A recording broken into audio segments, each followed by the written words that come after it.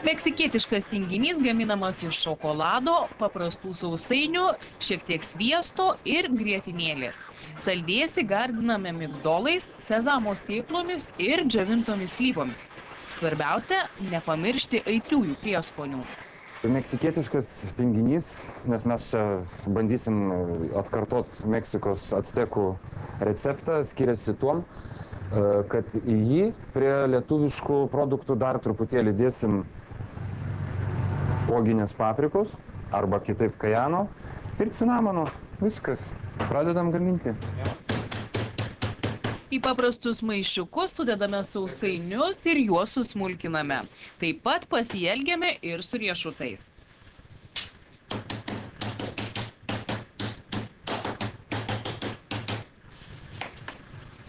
Jei labai tingite, džiovintas slyvas galite smulkinti tik į kelias dalis. Smulkinam. Labai aptingom. Ir užtenka. Metam irgi viską.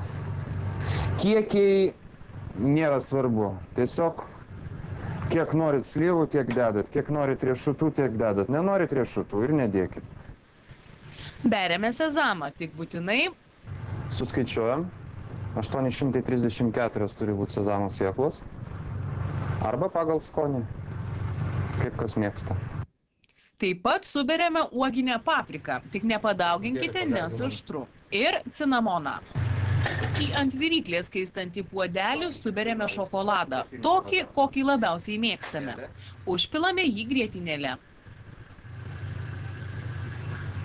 Pagardinam sviestuku, jokio skirtumo koks, visiškai. Viską kaitiname ant ugnies iki vientisos rudos masės. Tada mišiniu užpilame prieš tai susmulkintus produktus ir išmaišome. Viską skubame sudėti į formas, kol mišinys nepradėjo stingti. Po to visa tai keliauja į šaldytuvą, o jeigu reikia labai greitai, tai ir į šaldiklį. Ate. Štai. Pieškiam. Štai. Ir kaip restorane, tai dar papuošim mėtą. Volia.